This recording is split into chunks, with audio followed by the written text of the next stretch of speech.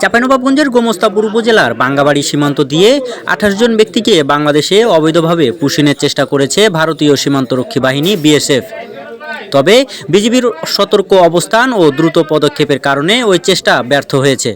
ঘটনাকে কেন্দ্র করে সীমান্ত এলাকায় অতিরিক্ত বিজিবি সদস্য মোতায়েন করা হয়েছে এবং পরিস্থিতি নিবিড়ভাবে পর্যবেক্ষণ করা হচ্ছে। ১৬ বিজিবি ব্যাটালিয়নের অধিনায়ক লেফটেন্যান্ট কর্নেল আরিফুল ইসলাম মাসুম জানান, বৃহস্পতিবার ভোর আনুমানিক ৩টার দিকে নওগাঁ ব্যাটালিয়নের অধীনস্থ বাঙ্গাবাড়ী বিওপির দায়িত্বপূর্ণ সীমান্ত এলাকায় ভারতের ১২ বিএসএফ ব্যাটালিয়নের আশরাফপুর ক্যাম্পের সদস্যরা ২৮ জন ব্যক্তিকে বাংলাদেশের অভ্যন্তরে প্রবেশ করানোর চেষ্টা করে। ঘটনার পরপরই বিজিবি ও বিএসএফের মধ্যে পতাকা বৈঠক অনুষ্ঠিত হয়। বৈঠকে বিজিবি স্পষ্টভাবে জানিয়ে দেয় যে কোনো ধরনের অবৈধ অনুপ্রবেশ বা পুশিন বাংলাদেশের জন্য গ্রহণযোগ্য নয়। যদি সংশ্লিষ্ট ব্যক্তিরা বাংলাদেশি নাগরিক হয়ে থাকেন তবে প্রচলিত আইন ও দ্বিপাক্ষিক প্রক্রিয়া অনুসরণ করেই তাদের প্রত্যাবর্তনের বিষয়টি বিবেচনা করা হবে।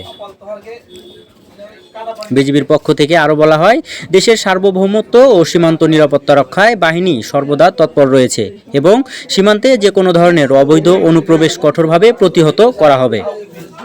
বিএসএফ কর্তৃক ২৮ জনকে পুশিন করার চেষ্টা করেছে আমাদের এই এলাকায়।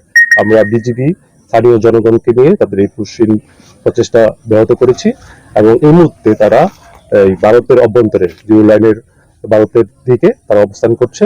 আমরা অলরেডি বিএসএফ কমান্ডারের সাথে মিটিং করেছি। ফ্ল্যাগ মিটিং করার পরে তারা আমাদেরকে আশ্বস্ত করেছে তাদের ঊর্ধ্বতন কর্তৃপক্ষের সাথে কথা বলে এটার একটা সলিউশন আমাদেরকে অতি শীঘ্রই জানাবে।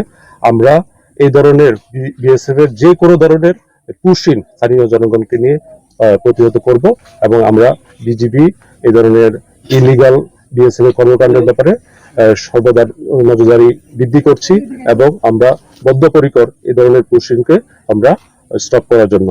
হয়েছে ব্যাটালিয়ন পর্যায়ে, প্রথম হয়েছে কোম্পানি কমান্ডার পর্যায়ে তারা তো অস্বীকার করেছে। পরে ব্যাটালিয়ন কমান্ডার পর্যায়ে মিটিং করার পরে ওনারা স্বীকার করেছে যে রাতের বেলা এই পুশিনটা করেছে।